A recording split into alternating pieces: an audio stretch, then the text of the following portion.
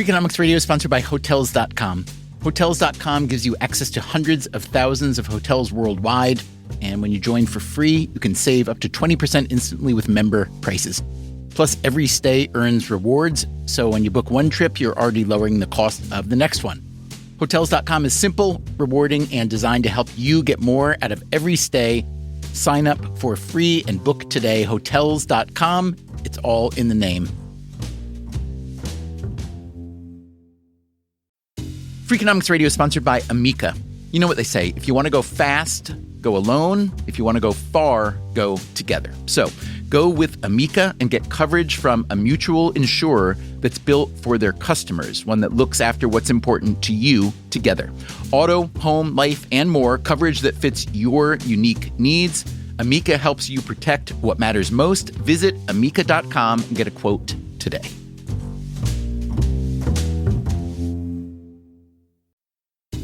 Freakonomics Radio is sponsored by Mint Mobile. Ditch overpriced wireless with Mint Mobile. Cut your wireless bill to $15 a month at mintmobile.com/freak.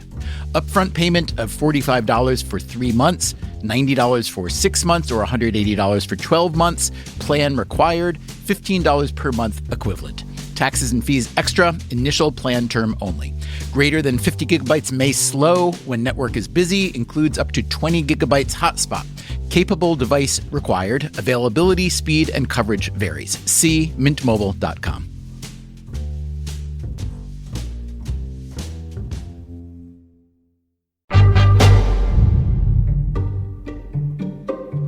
Once we started making this series about horses, this is the third and final episode in the series, people kept telling us that if we really wanted to understand the market for thoroughbred racehorses, which is the glitziest of all the horse markets, that we needed to get to Keeneland.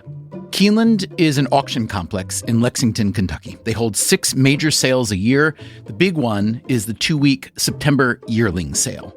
Unproven horses bursting with promise. A horse that someone comes to Keeneland to buy with the dream that their yearling will be the next Justify or the next American Pharaoh or, God willing, the next Secretariat. Horse hope springs eternal. The yearling sale is the biggest sale like it in the world and the highest quality. A huge share of champions over the past few decades, maybe 40% of the winners of the biggest U.S. races were bought at Keeneland as yearlings. So this September, we decided to go see for ourselves. Keeneland is a massive complex with 1 racetrack and 1 training track, a sales pavilion, and 46 barns that each have 30 to 40 horse stalls. You travel around by golf cart. The grounds are extremely well manicured. From the first day of the sale to the last, you can smell fresh cut grass. For this year's September sale, there are about 4,700 yearlings in the catalog. It also takes a lot of people to make the thing work. Wade Cunningham, auctioneer, Keeneland. Rhoda Ferraro, and I'm director of Keeneland Library. We are the only library of our kind in the world, and we're by far the largest repository of information related to the thoroughbred breeding and racing industry. Sean Feld, bloodstock agent, working the Keeneland September sale, looking for yearlings to purchase. It's like panning for gold. You just keep sifting and sifting until something sticks. Robert Clark. I've been painting out here for the last 20 plus years. When I'm not painting horses, I will be dead. I'm Ann Archer Hinkle. I am the manager of Hinkle Farms in Paris, Kentucky. We first ran into Ann Archer Hinkle near the barns on the Saturday before the sale started. It was already very busy with potential buyers assessing the horses. Grooms and handlers walked the horses and tried to keep them calm. These horses have a lot of energy. Now they're being asked to present a more docile version of their competitive selves. Our team, with microphones and backpacks, just tried to not startle anything that might kick. Hinkle Farms is run by brothers Tom and Henry Hinkle, and now Tom's daughter, Ann. My great-grandfather bought the main part of the farm in 1926, and it didn't always have horses on it. He grew bluegrass seed and raised sheep and cattle, and then in about the 60s, he bought his first 2 mares, and now we're primarily a broodmare farm, but we do have like 200 head of cattle as well. Unlike many of the consigners or sales agents at Keeneland, the Hinkles only sell horses that they themselves have bred. These horses have been on our farm since when they were in their mommy's bellies. So we foal them out on the farm, raise them, and bring them up here as yearlings. That's kind of our niche in the industry. And how is Hinkle Farms feeling about their prospects at this year's sale? You're hoping that all your horses sell for a few $100,000 at least. You're always hoping that you're going to have someone that breaks out that might hit seven figures. We budget really conservatively because we always hope to be pleasantly surprised, but it doesn't happen every year. This year, Ann Archer Hinkle has high hopes for a certain dark bay. Yes, I really love our Not This Time filly out of Stave. That means Stave is the mother or dam, and Not This Time is the father or sire. She's really, really gorgeous, and Not This Time is super hot at the moment. I mean, it's just like every day he has a new great horse out there. We heard about Not This Time in last week's episode. He is a stallion that is currently standing for stud at TaylorMade Farm. They are the biggest consigner at the Keeneland auction. They have so many barns that it's basically a TaylorMade neighborhood. When we find Mark Taylor at the pre-sale, he's wearing a black baseball hat with white lettering that reads, Not This Time. Every time there's a horse race that's happening in the week preceding the sale, there's all these horses running, and most of them have relatives that are in the sale. So with us, Not This Time is our stallion. He's had this incredible run. The last 3 weeks have just been, it's like fantasy land. I can't even keep up with all the horses that are running well. Those results, every day they're coming in, a rising tide raises all ships, right? So it's not just the Not This Times we're selling, but other consigners have Not This Times. That's affecting the value. When Not This Time started out as a breeding stallion, his stud fee was $15,000 per live foal produced. Now, it's $175,000. That's a one-time fee. The stallion's owners don't get a share of any future sales or horse racing purses. But like Mark Taylor said, if your stud's offspring start winning a lot of races, as Not This Time's offspring have, that drives your stud fee even higher. When we first spoke with Mark Taylor a couple weeks before the yearling sale, he was feeling bullish. So how's he feeling now, the day before the auction starts? Well, it's been busy. We keep some metrics year to year, and as of the end of the day yesterday, the number of shows, that's the number of visits by buyers. That doesn't always translate to a good sale or a bad sale, depending on whether it's up or down. But the amount of traffic was up about 15% versus last year. I'd rather it be up than down, and we hope that the money goes along with that. Today on Freakonomics Radio, we will watch how the money goes along. We will talk to some of the people who are buying these racehorses. Once you get to that point, all you're thinking is drop the hammer, drop the hammer. We learn about the importance of the horse export business. American thoroughbreds have been bought and sold all around the world and have formed the foundation of the stud books in many other countries. We ask where the money comes from to buy all these horses.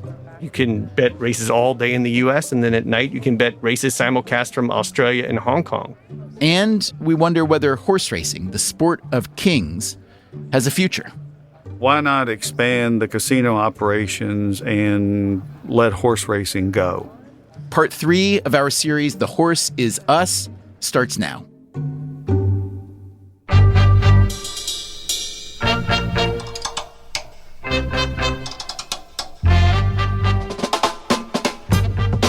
This is Freakonomics Radio, the podcast that explores the hidden side of everything, with your host, Stephen Dubner.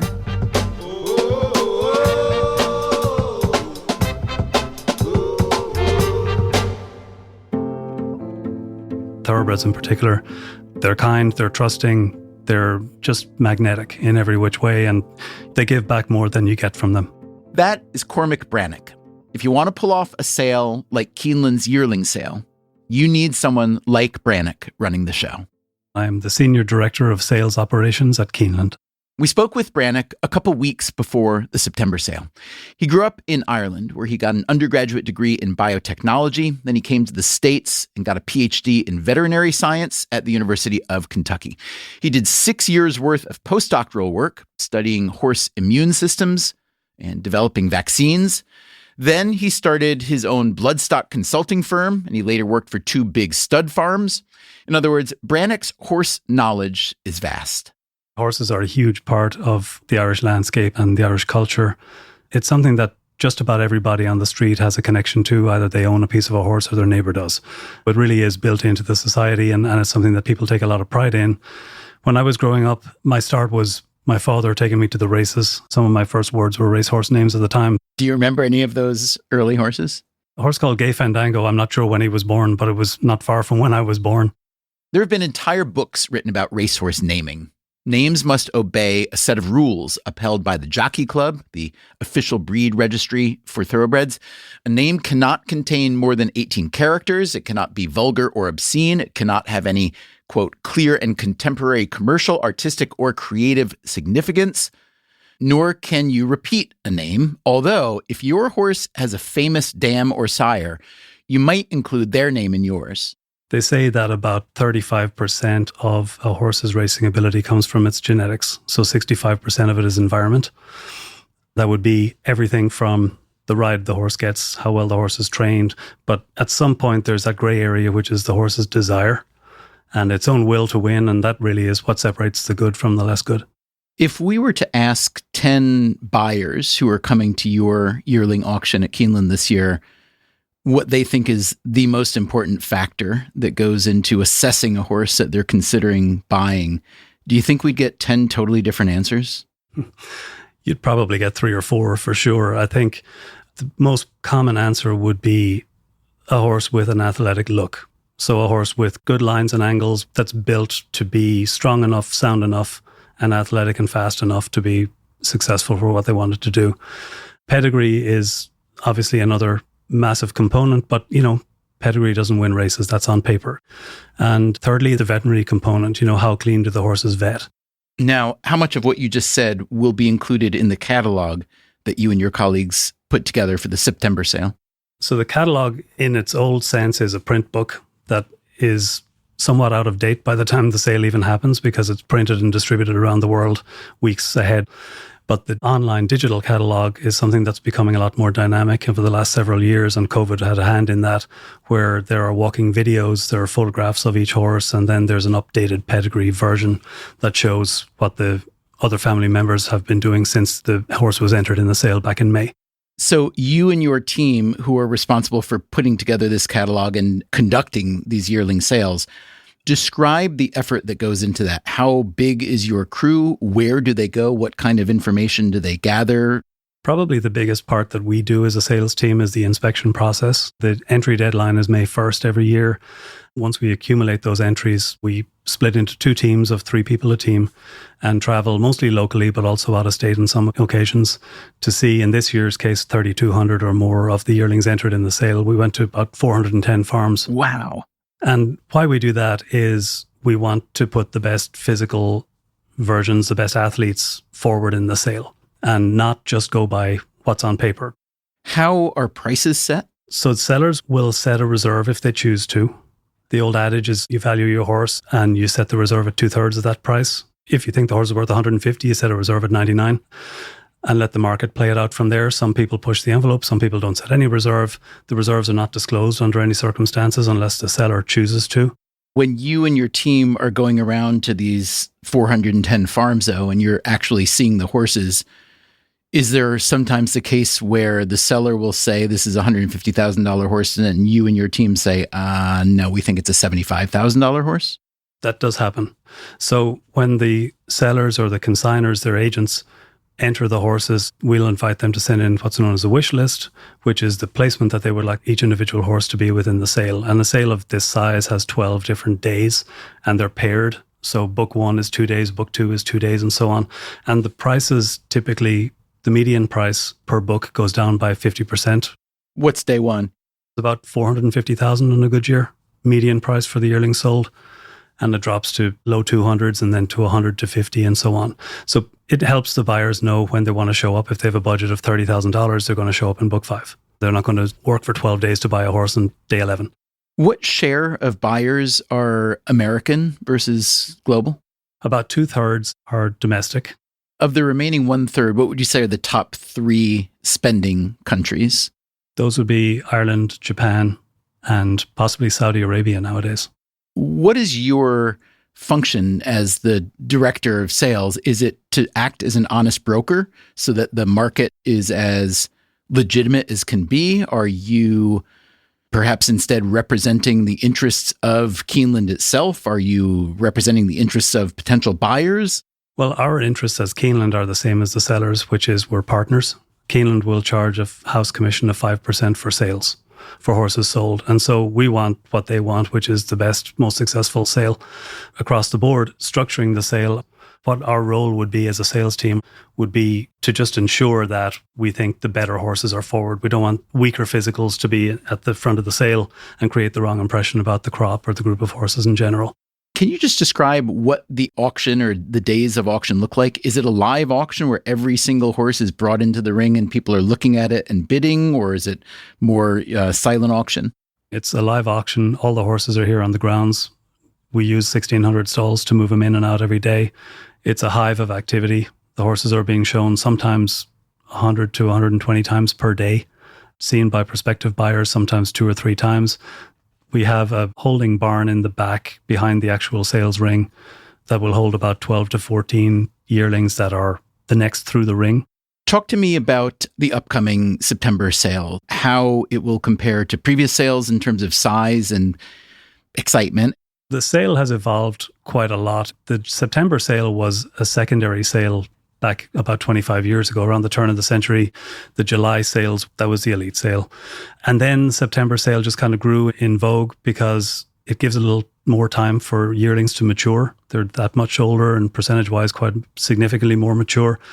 The largest September sale was in 2007, and we had 5,555 yearlings in the catalogue. But in recent times, especially since the 2008 economic crash, there's been some more selectivity among breeders. This year's catalogue is actually the largest it's been since 2010. And the quality, I think, from top to bottom is probably the strongest in my memory. I think excitement's very high. Global participation is very strong.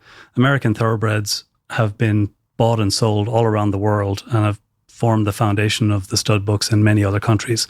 There are some emerging markets in the Middle East and elsewhere that love to buy American thoroughbreds because they're known for speed. In a lot of those countries, the racing will happen on dirt, which isn't the case in Europe. And so American thoroughbreds are dirt speed horses. So I'm looking at a number, I think this is from last year's yearling sale. $411 million was the total take, is that right? It was actually $428 million after you include the horses that sold post-sale. So $411 million through the ring, but then a lot of deals get done the same day. So congratulations. That's a pretty good number. I hope you get some cut beyond your salary.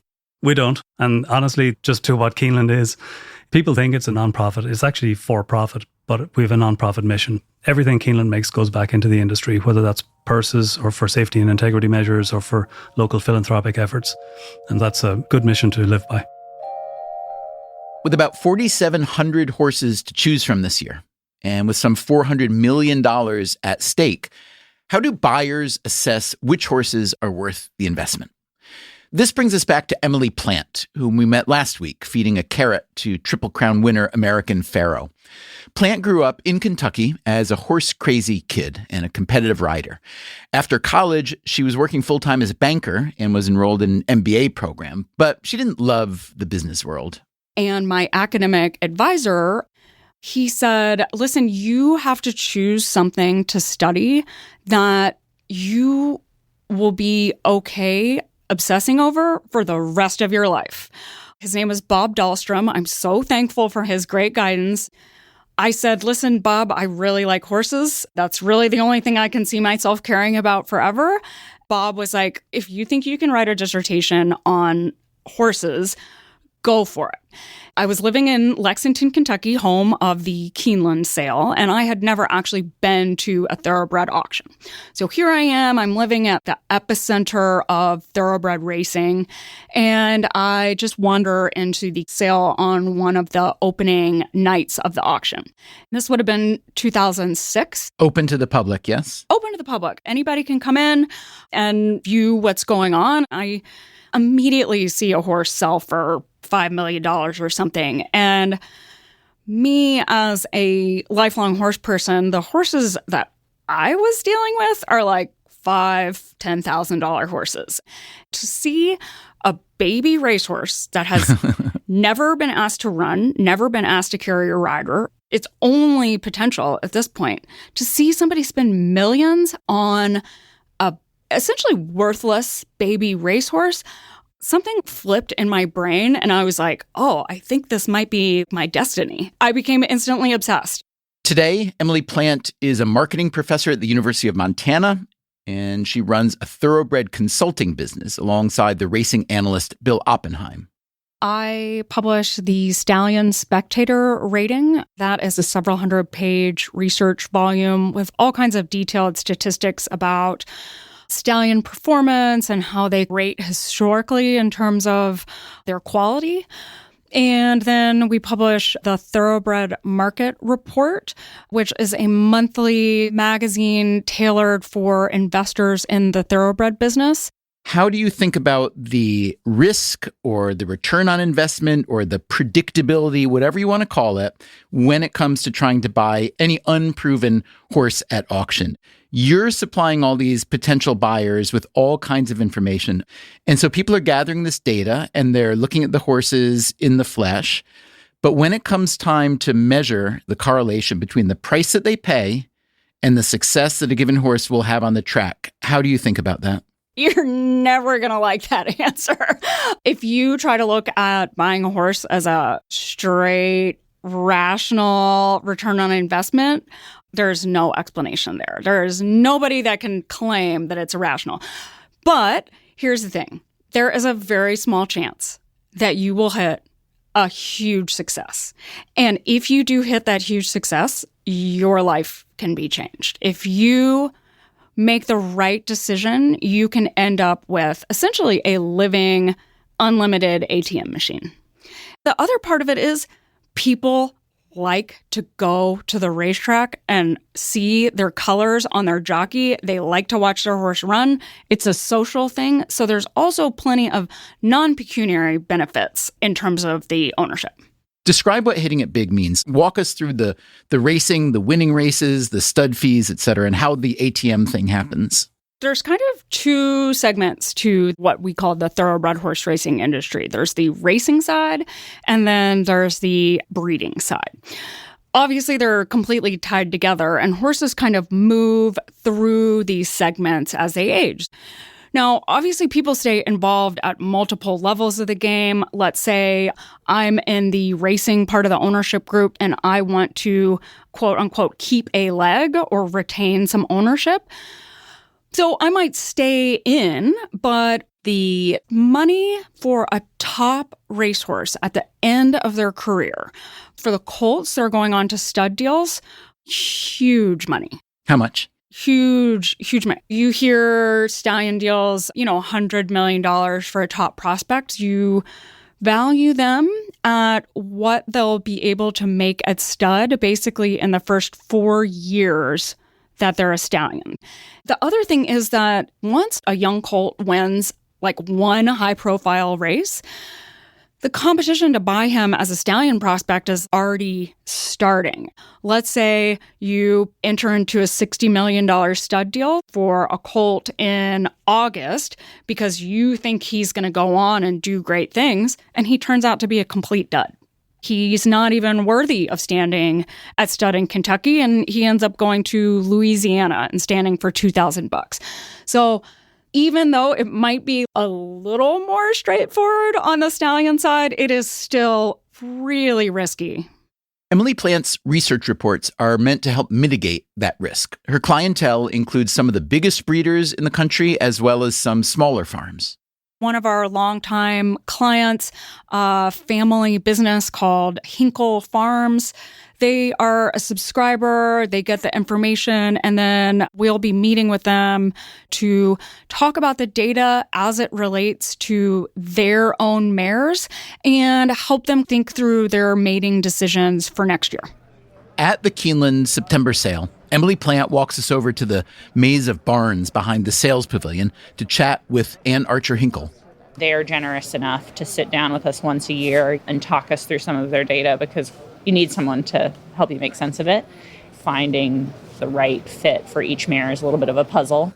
Remember, at this year's sale, the horse that Hinkle is excited about is a filly that was sired by Not This Time. Yes, I really love our Not This Time filly. So, like, what stud fee would you have bred to Not This Time? Do you remember what you paid for him? I think it was $150. Pretty high, but, Not This Time, a tailor-made stallion. We've talked about him before. Started for a very modest price, $15,000. Maybe he wasn't $150. I'm really bad about remembering what price you bred him to, because it's like we bred this mare 3 years ago. She's sort of our star. That star filly doesn't have a name yet. It is usually the buyers who give the horse a name and then register the name with the jockey club before they run their first race. So this filly for now is called Hip 144. All the names here start with Hip, simply because that's the easiest place to put a big sticker with the horse's auction number. Here again is Cormac Brannock describing how the actual sale will happen. The horses come through, they go into a ring. There's seating for about 500 people in a fan-shaped pavilion, but people can bid from the back where the chutes are with 2 bid spotters. A horse is typically only in the ring for 60 seconds. Might be 40, it might be 3 minutes. And here, on the first day of the September sale, was the auctioneer's pitch for Hip 144. Hip number 144, property of Hinkle Farms, dark bay or brown filly by Not This Time, out of Stave by Go Sapper. By Not This Time, the number 1 sire of 2-year-olds in North America in earnings, wins, winners, and black type horses. This filly comes from quite a Hinkle bred family. The filly's mother, a stakes performer at fairgrounds. The filly's half-brother, Spirits Mischief, that son of Into Mischief, a winner at both Keeneland and Saratoga. And under the stakes-winning second dam, you'll find Westwood, who as a maiden was 3rd in the Grade 1 Santa Anita Derby. He's broke his maiden since the catalog. Won down at Del Mar recently. Earnings now over $134,000. You bet. Thanks, Scott. Hit a bit of good filly. Hit a bit of 300 down 3. Hit a bit of 3. Hit a bit of 100. 200. Hit a bit of 1. Hit a bit of 2. Hit a bit of 1. 2 down 3. Hit 200. Hit a bit of 3. Hit a bit of 300. Hit a bit of 3. 400 down 3. Hit a bit of 400. Hit 700. Hit a bit of 7. Hit a bit of 800. Hit a bit of 900. Hit a bit of 8. Hit a bit of 9. Now million. Hit 1 million. Hit a bit of a million. Hit a bit of a million. 1. Hit a bit of 1 million. 1. Hit 2 million. 1. Hit a bit of you done, Jesse. 2 million. 1 down 2 million. 100,000. 3 done 2 million. 1. Thank you. Hit a bit else on 2 million. 100,000. 2 million. 1. Bit of 1. Bit of 1. Bit of have. Roger. $2 million. Thank you. Hip number 145, consigned by Claiborne Farm agent Dark Bay or Brown. And that was the sound of Hip 144 selling for $2 million. Coming up after the break, we celebrate with the Hinkles and we track down the buyer. I'm Stephen Dubner. This is Freakonomics Radio. We'll be right back.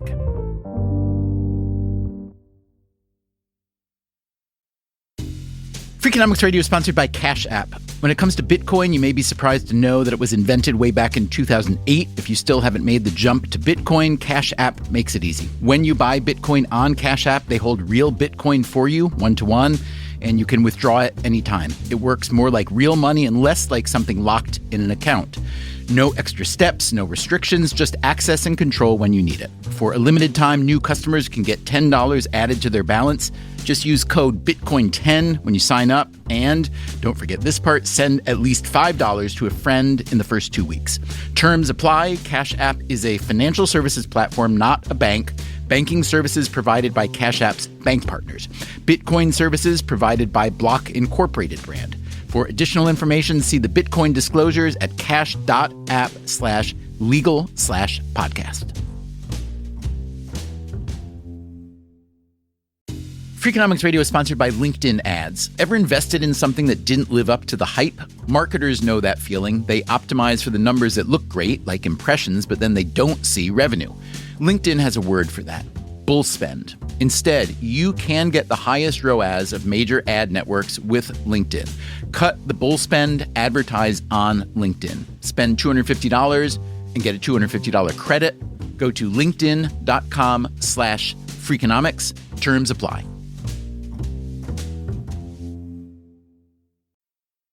Freakonomics Radio is sponsored by PNC Bank. Boring, great word, bad rep. Yet time and time again here at Freakonomics, we find that when something culture-changing happens, boring things like calculations and careful planning are usually behind it. Which begs the question, why not apply it to other aspects of life, like banking, for example? Well, PNC Bank did since its inception, proving time and again that the best banking strategy isn't the exciting type, but the steady, reliable, definitely not YOLO type. PNC Bank, brilliantly boring since 1865. Brilliantly boring since 1865 is a registered mark of the PNC Financial Services Group, Inc. PNC Bank, National Association, member FDIC.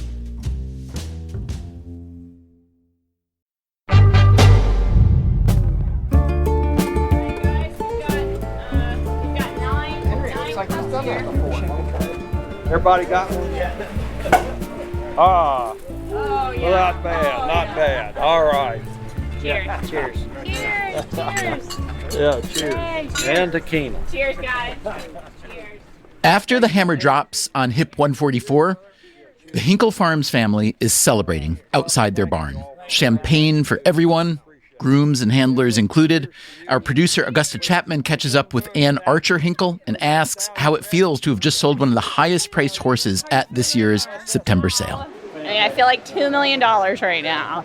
It was beyond our expectations. Over the past few days, we definitely thought, based on the activity and the repeat interest in her, that there was a chance she could bring seven figures. And then as we walked her up to and through the sales pavilion, just seeing all of those buyers in the back, when they actually are physically following your horse through the ring, it's a really good indication that they're still interested and they're going to bid on her. So all the big players who had been interested and looked at her several times out here at the barn were up there watching her go through. And so that's when we really started to feel good. Earlier in the sale, a colt by the same sire sold for $1.6 million. So I thought there was a chance that she could bring like $1.5 million. What were you thinking as you were seeing it bid over 1.5? Well, I mean, it was going really fast, you know, and it jumped up. It got high really fast. So I thought, okay, there's probably a chance she could hit 2 at this point. What does $2 million mean for Hinkle Farms? $2 million is incredibly significant. I mean, without disclosing like too much about like the financials of the farm, requires a tremendous amount of capital to maintain a farm. Stud fees alone are over $1 million every year. Labor's a huge expense. Veterinary expenses are enormous, and just the required maintenance of keeping up a farm. Hopefully this is a sign that we'll be profitable this year. So that was the seller of HIP 144. Who was the buyer? Scott Heider. Hey, this is Augusta from Freakonomics. Hey, Augusta, how are you? Scott Heider runs an investment firm in Omaha, Nebraska. He has also been investing in thoroughbreds for about 30 years. He tends to buy only female horses. As racehorses, they tend to be slower than males, but he likes their residual value as broodmares. So how does Heider decide which horse to buy? I would say to you, similar to the investing world, the thoroughbred business is truly the intersection of intellect and instinct. You've got to be clearly smart enough, but it can't just be purely intellectual. Instinct is a beautiful thing, and usually that only comes to somebody through trial and error and learning from mistakes. Usually you learn much more from mistakes than successes. When you're at the Keeneland sales, when you have thousands of buyers looking at the same horses, people are drawing different conclusions. Sometimes it's the physical attributes. Sometimes it's the bloodlines. Other people actually are going into biomechanics. The horse that Heider settled on at Keeneland, the only horse he bought this year, was the Hinkle Farms filly HIP 144. Heider sat in the ring and handled the live bidding himself. And what's that feel like? The bidding was stronger than I thought it would be, for sure. I had kind of valued her at that $1.5 million number, which is plenty. And the bidding continued. 10 years ago, I would have maybe paused and not kept pushing a couple bids further, but I quickly said, well, this is the filly we really want. If we can make her successful at the track, this is the filly that will become a future mother with us, a broodmare. I'll push and I'll go a little higher. But immediately when that 1.5 got surpassed, I had said in my mind, we will not go above 2, period. So that was my final bid. Once you get to that point when it's the final bid in your head and you know you've just made it, all you're thinking is drop the hammer, stop. It's interesting in the auction world because there are some levels that are psychologically like a wall. $1 million, when that goes up on the board, it can be a wall and it stops. 2 million is the same thing. So I thought perhaps that would stop people, and it did. They dropped the hammer. I had the whole team with me, and I looked at everybody and I said, well, let's hope this filly's really fast, folks, because I just stretched. $2 million is a lot to pay for a 1-year-old filly, but Hip 144 wasn't even close to being the most expensive horse at the Keeneland sale. A colt sired by Gunrunner went for $3.3 million. All told, more than 3,000 yearlings sold for a total of more than $530 million, setting a world record for a thoroughbred auction. 56 horses sold for more than $1 million each, another record. These numbers would seem to suggest a healthy horse racing industry, but it's more complicated than that. Mark Taylor of TaylorMade Farm told us that record prices do not reflect any kind of racing boom. In fact, these high prices are the result of shrinking supply. There are fewer good horses to buy. Right now, our thoroughbred foal crop is smaller than it's been in a long time. Why is the crop smaller? Well, there's a lot of reasons to that. If you look at the big 30,000-foot view, the proliferation of simulcasting and people watching racing on TV and gambling on racing on TV as opposed to being there in person has naturally reduced the number of racetracks that you need. So less tracks, you need less horses. On the other side of that, on the breeding end, if you go back, my grandfather was born in the 1890s. So he used horses every day. In fact, he had a business where he would haul supplies back and forth between Frankfort, Kentucky, and Louisville, and then some to Lexington. His whole business and his whole life was tied to horses, mules, cattle, animals of all types. So obviously it was very easy for him to get attracted to racing and be fascinated by that and love horses. You fast forward to my father, who was born in 1924, right before the Depression. He grew up on that farm, raising horses, working the land, doing those kind of things, went to World War II, came back, and then got into the thoroughbred business. But after he returned, in my dad's class, everybody rode horses to school. I graduated from high school in 1987. Maybe 25% of the people in my class of 200 would have some familiarity with horses. My son, who graduated 4 years ago from high school, I bet there was only 10% that have any familiarity with horses. So that's a long answer to why the foal crop is shrinking. I just think that that's faded because of cultural shifts. One reason that horse racing popularity has fallen off certainly was concern about the animals themselves. Some people just don't like the idea of an animal being raced for our enjoyment. Most people I know who are horse people say that's a crazy concern because a good racehorse loves running, I gather. Please correct me if I'm wrong, but I gather that's Yes, you're 100% right. But then there's also a pretty long history of horses being mistreated or abused or exploited by trainers, I guess, primarily. Talk to me about that. What would you say to someone for whom that's the main objection? First of all, I understand and I validate what you're saying because we all love horses and we don't want them to be neglected or abused.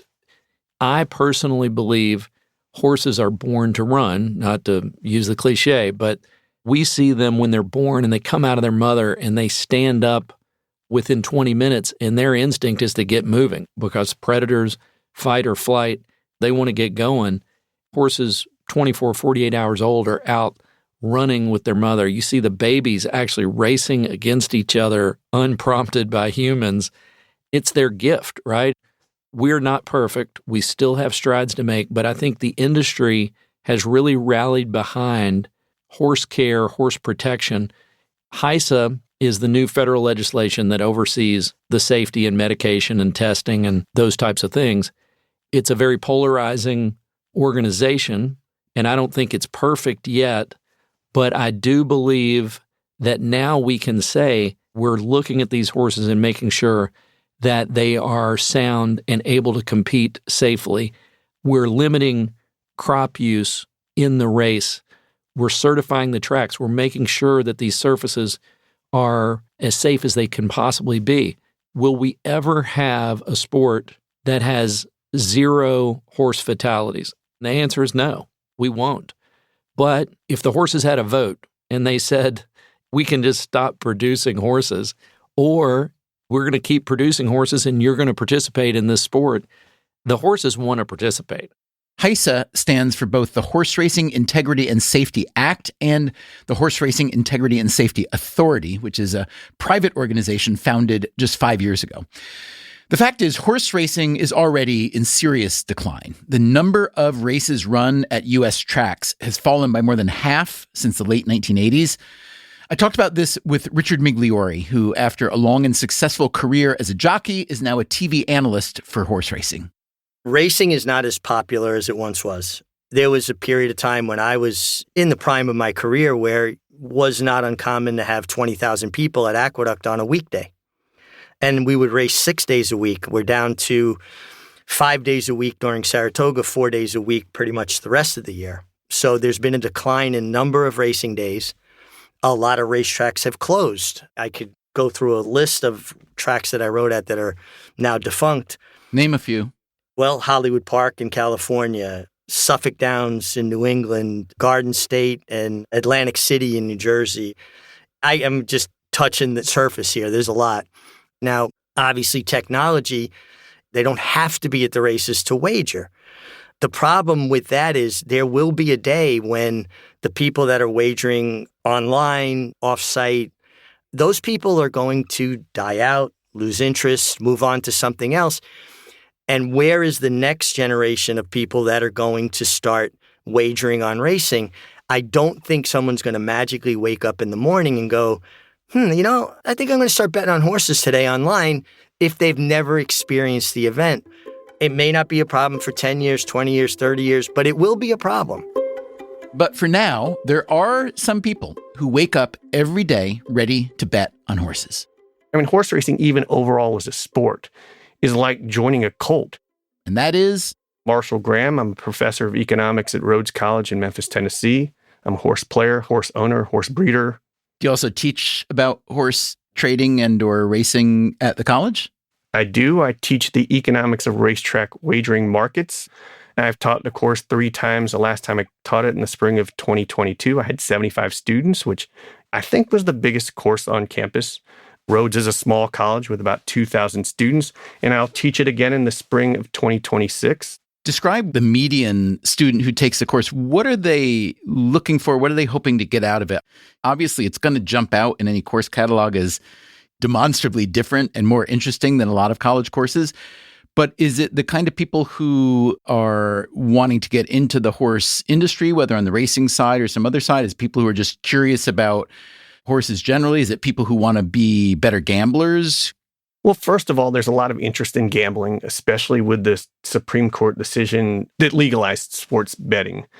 In 2017, when I first taught the course, I was very careful to not focus on betting. I talk a lot about small sample size decision-making instead of betting, and now I feel less concerned about that.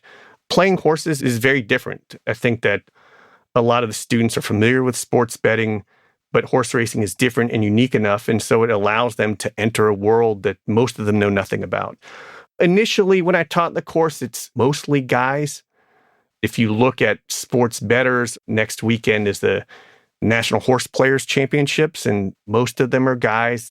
Tell me a little bit about the National Horse Players Championship. Will you be there again this year? I will be there. I'll be there for the 11th time. It's a tournament that this year is going to have 800 participants. It's in a giant ballroom at the Horseshoe Casino. In Vegas? In Vegas. There's basically every track running. You can play those races. It's a mythical contest, meaning you make mythical $2 win-place bets. A win bet is obviously if your horse wins, your bet wins. A place bet is your horse finishes first or second. Mythical meaning it's like a poker championship. You're not playing with real money. You're playing with chips. Exactly. And the payouts are determined by the payouts on the tote board. So you have to pick horses that win races, but you also have to bring in horses that have decent prices as well. You can't just pick all favorites, and you can't just pick all long shots. You got to hit a lot of races. And then the top 10% advance to the final day I think last year the winner won $800,000. How hard is it to qualify? How good do you have to be? How good are you is what I'm really trying to find out. Well, I think that if you persist enough, you can qualify. It is in some ways a total crapshoot because there's 800 people participating. The whole contest, if you make it all the way through, is like 57 races.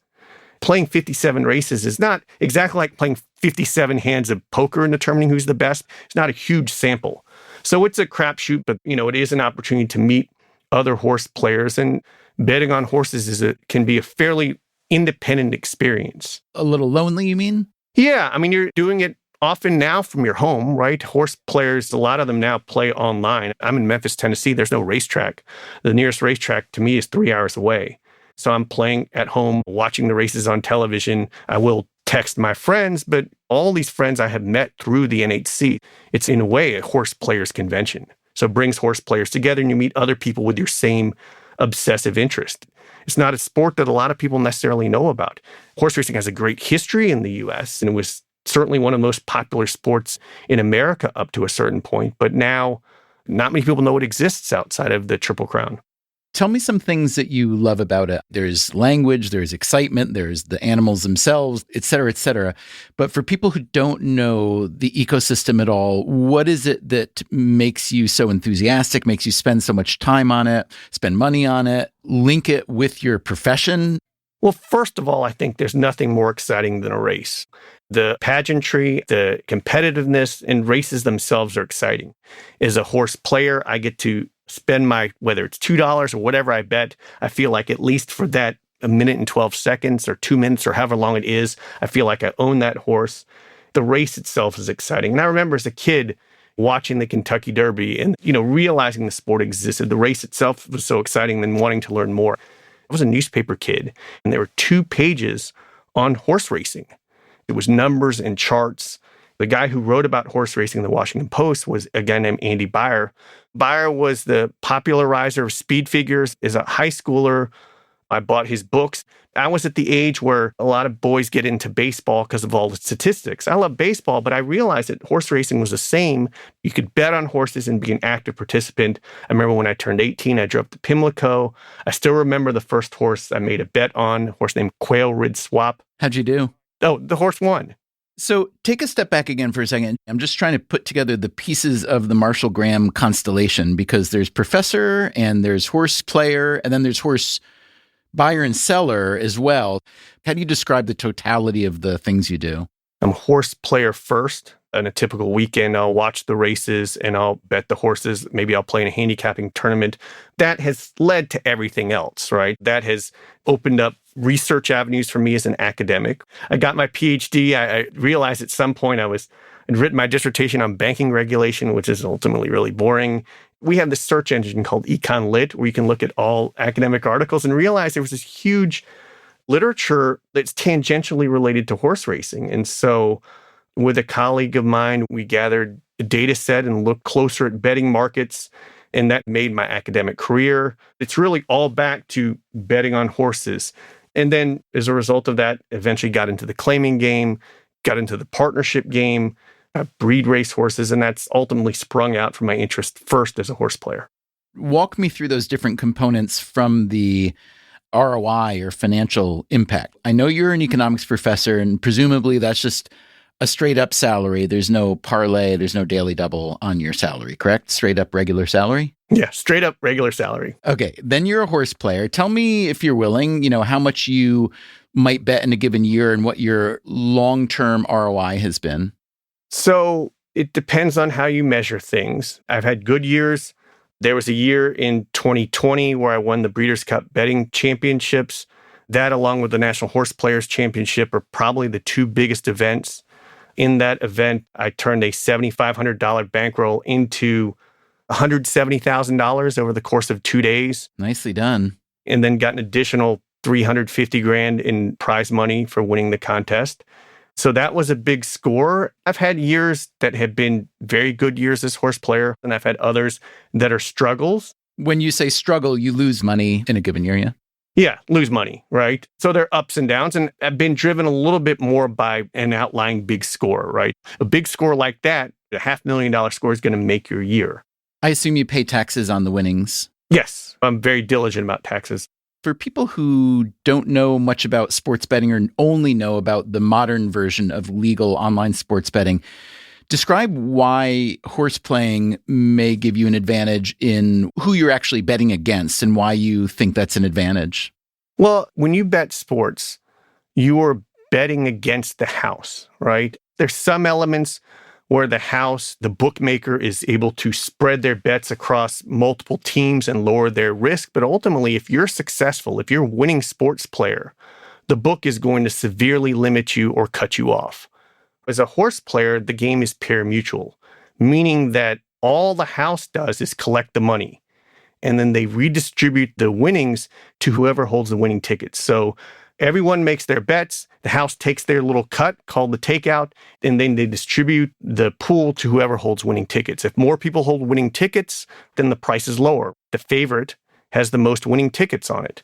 And then if there are very few winning tickets, the price is higher. The whole system was developed by a Paris perfumer named Pierre Auler as a way to protect bookmakers, because this is a system where the takeout is fixed, and so bookmakers can't lose. The house can't lose. All the house is concerned with is that there are people betting their product. So they want to do more to encourage people betting their product.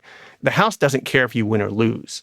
And so in that environment, you're really facing other horse players, other casual players, people who just might be betting the jockey or the color of the horse.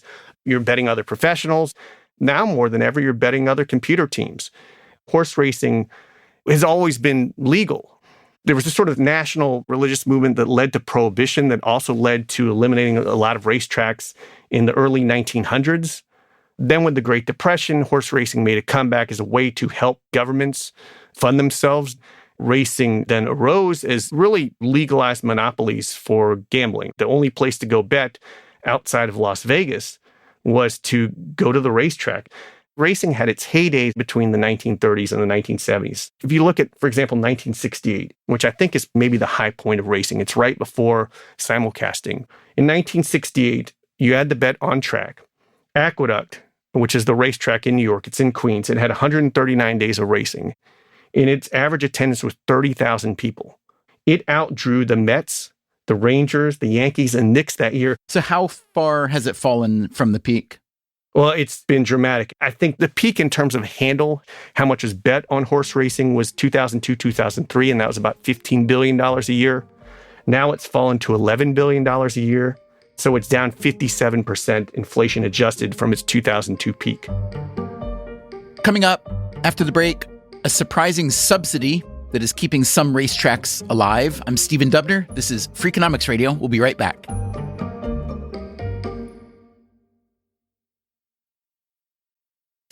Freakonomics Radio is sponsored by Figure. Did you know that 40% of homeowners own their home outright?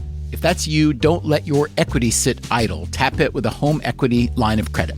Figure, the #1 non-bank HELOC lender in the U.S., helps tap equity you've built in your home so you can do things like tackle a renovation or pay down debt.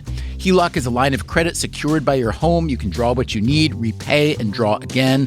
Figure offers a 100% online application. Get approved in 5 minutes and funding in as few as 5 days. It's faster than a bank loan and cheaper than a personal loan. Check your rate today without impacting your credit at figure.com/Freakonomics. This post is sponsored by Figure, NMLS ID 1717824.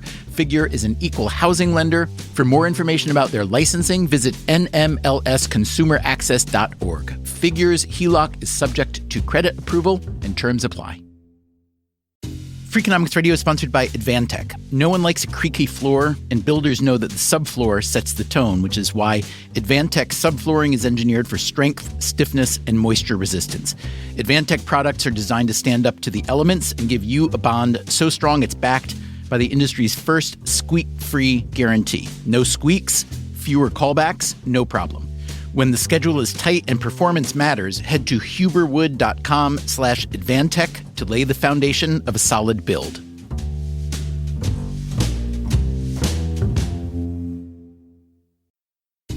Freakonomics Radio is sponsored by Dell Technologies. When you're at work, you never know when you'll be interrupted. But with the Dell Pro powered by Intel Core Ultra with vPro, no matter what distracts you, your laptop won't. It's battery optimized for the way you work with built-in intelligence that quiets distractions when you need to focus. Your laptop will help keep you locked in even when it's bring your dog to work day.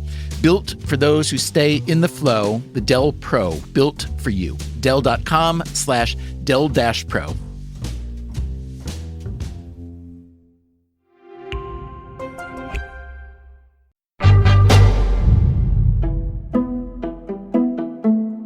Here's something you might want to know about thoroughbred racehorses. Even though they are getting more and more expensive, they aren't getting any faster. There are also fewer races for them to run in. And while there's still a lot of money bet on horse racing, $11 billion a year in the U.S., that number has been falling significantly over the past couple decades, as the economist Marshall Graham was telling us before the break. The problem, Graham says, is that horse racing used to have something close to a monopoly on legal gambling. The erosion started to occur as more and more gambling became legal. Initially, there was the New Hampshire lottery in 1964. New York started off-track betting, which initially helped the racetracks in 1971, but ultimately it led to fewer and fewer people going. Atlantic City came in 1978. Then you had the proliferation of casino gambling in most states. The Wire Act in 1961 really clamped down on sports betting, but it was amended in 1978 to exempt interstate parimutuel wagering. So that allowed for the advent of what's called full card simulcasting, where a racetrack like Churchill Downs could take its race signal and broadcast it to anybody. So first they would broadcast to other tracks and then to OTBs and now online. And so by the 1990s, you could have an online account and bet horse racing. You couldn't bet sports online until the last 5 years. Right. And now, as we all know, in many places there is legal gambling on just about any sport, and there is a lot less money being bet on horses. On the other hand, because it's a parimutuel system, you're not betting against the house, you're betting against other horse players. And if you're a sophisticated horse player, which you are, and especially if you're a computer-assisted horse bettor, then even though the overall money involved is much less, I would think that the better, more sophisticated players have even more leverage than they used to, and therefore it would be an even more profitable business for them than it used to be? I would say part of that is true. Because of access and technology, if you have an edge, it's easier to exploit. Whereas in the past, if I liked a racehorse, I had to drive to the racetrack. Now it's easy to bet online, and you can wake up in the morning and bet races from South Africa and the UK. You can bet races all day in the US, and then at night you can bet races simulcast from Australia and Hong Kong. The downside of it is the casual player is disappearing from the market. They're drawn to sports betting. They're drawn to slot machines. So it's become shark against shark, and it's become more and more monopolized by computer players. That's not only for racing. And if you're betting sports, you're certainly going up against people who are involved in computer modeling. Or the stock market. The stock market, right. It's exactly right. Now, it's a little bit different in racing, though, because the market is parimutuel. The effect that computer teams have on the wagering market is that they certainly change prices, but they can change prices that you think you're going to get based upon... Because of last click betting, you mean? Because of last click betting. And I think that's the important thing. When the system was developed, it was developed when everyone was betting on track. If you're at the back of the line, you know you're not going to get to the window. Yeah, you know you're not going to get shut out. And so it was impractical for someone to try to arbitrage prices. In its very simplest form, what they're doing is some form of arbitrage. They're in part using their models, but not only are they using their models, they're also using public information. The early computer modelers, a guy named Bill Benter, probably the most famous one, based upon his Hong Kong modeling, realized that the public was the most important piece of information. The public is very smart, and collectively they do a very good job at establishing the price. The computer models not only use standard handicapping models based upon historical data, they will also input the odds themselves. And then from that, they'll make decisions or build probabilities based upon how they perceive a race is going to go, and then bet those probabilities against the odds to basically arb away price differences, and that leads to dramatic price shifts at the end of betting. So you can see horse go from, 8-1 to 5-2 in the last couple clicks. That's really what's changed the game, especially in the last 5 years. And if I'm a horse player that's behind driving down those odds from the 8-1 to 5-2, what am I doing like 15 minutes before the last click? Am I trying to manipulate the price then to get more money flowing my way once I make those last click bets? I mean, there would be people who would argue that would be true, that the teams may feint, right? And that they may inflate the price of horses they'd like to bet and then come back the other way and willingly lose that money because they can't cancel their bets. And then bet more heavily on the ones that they like at the last click, in the last flash. But there's no hard evidence of that. Okay, one last question and a big one. Considering all the ground we've covered, what do you see as the future of the horse racing industry, at least in the U.S.? I think the future is discouraging. Racing has had decades where they have been the legal monopoly. I don't think they've adjusted well to the competition they've been facing. And so it's a game that is still priced probably inappropriately, right? The takeout that we've talked about is still for a retail player between 18 and 30%, whereas for a sports bet, it is a lot cheaper. Changing the prices are difficult for the racetracks. They have to go through regulatory boards.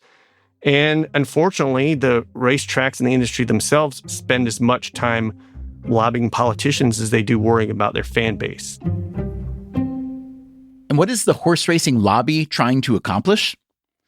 Well, it's a pretty long list. More race days, a better revenue split, maybe some tax incentives to maintain their historic facilities.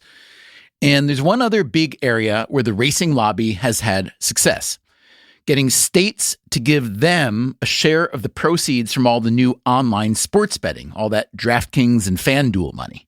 That's right. In some states, your NFL and NBA bets are helping to prop up the fading horse racing industry.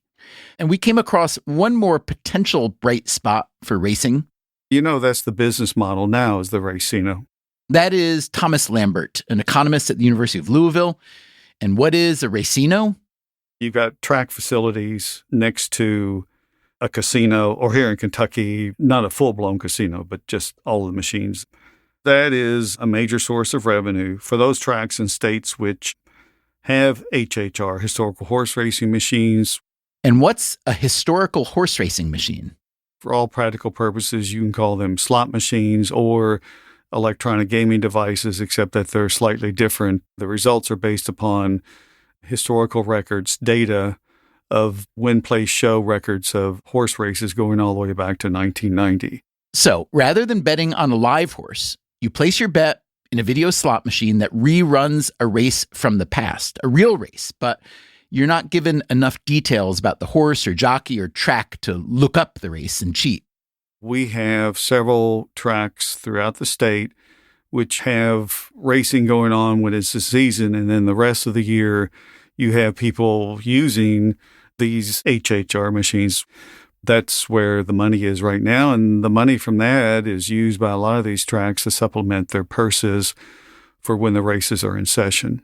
Historical horse racing machines in Kentucky take in much more money these days than live race betting. So how does Thomas Lambert think about the future of horse racing? Over the long term, I guess the key question is, if they are making so much money from the casino side of the operations, then why not expand the casino operations and let horse racing go? Now, there are exceptions. You have the premier racetracks, Churchill Downs, Belmont, Pimlico, and then, of course, you have these very important, large, well-known races in the Breeders' Cup, etc. I think those will continue.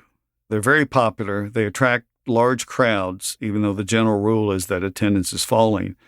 So we'll have the premier races and the premier tracks continuing. What happens to the lower tier tracks is another question, at least in my mind. My thanks to Thomas Lambert and to the many other people who helped us learn about the horse industry and horse history and just horses over these past few episodes. There is a lot to learn, and I came in knowing very little. Also, if I'm being honest, with a tiny bit of anti-horse bias. Like I said earlier, even though I grew up in the countryside, I spent very little time with horses, and I felt they were a little too big and scary.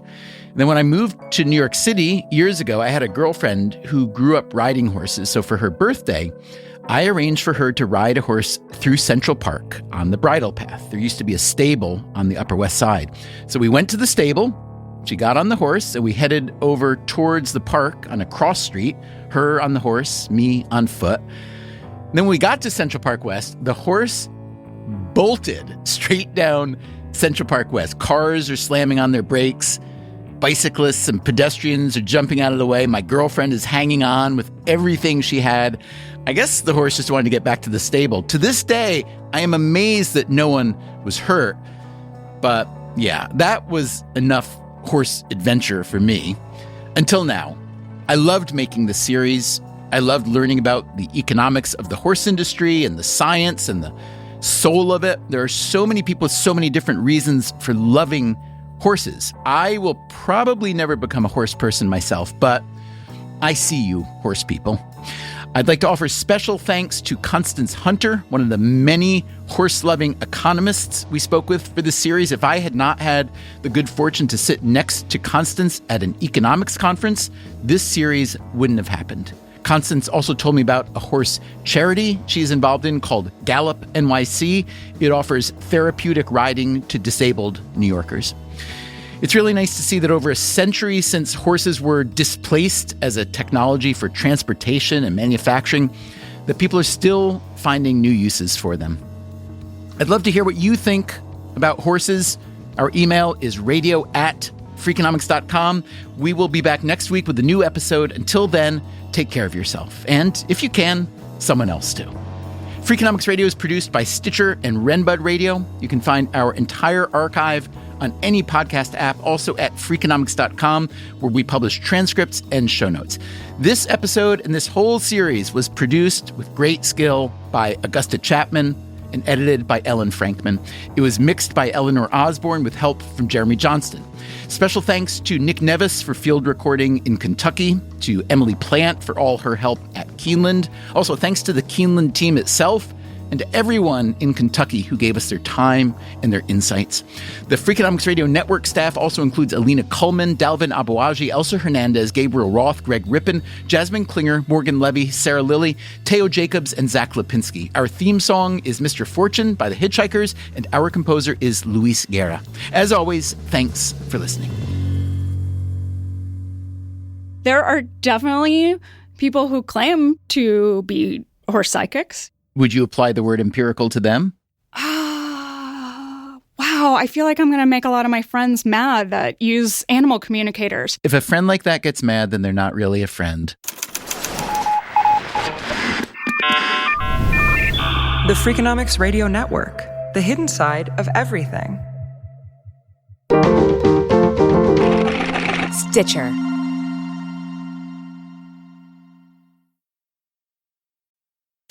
Freakonomics Radio is sponsored by Ozempic. Innovation happens through rethinking what's possible, and when it comes to GLP-1s, Ozempic pill does just that. Learn more about Ozempic semaglutide tablets, 4 and 9 milligrams, by calling 1-833-OZEMPIC or visit Ozempic.com to view the medication guide and ask your doctor what's possible with FDA-approved Ozempic pill.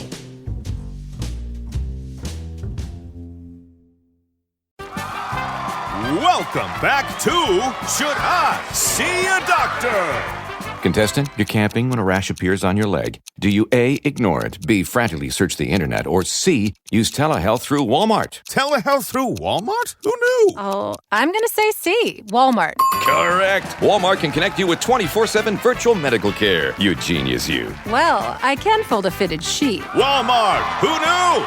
Telehealth services offered by third-party providers. Restrictions and fees may apply. Hey there, I'm Stephen Dubner, host of Freakonomics Radio. If you love the podcasts in the Freakonomics Radio Network, I want to tell you about a way you can get even more from us. To hear our shows without ads and get exclusive access to Freakonomics Radio bonus episodes, please subscribe to SiriusXM Podcasts Plus on Apple Podcasts or sign up at SiriusXM.com/podcasts plus. Start a free trial today.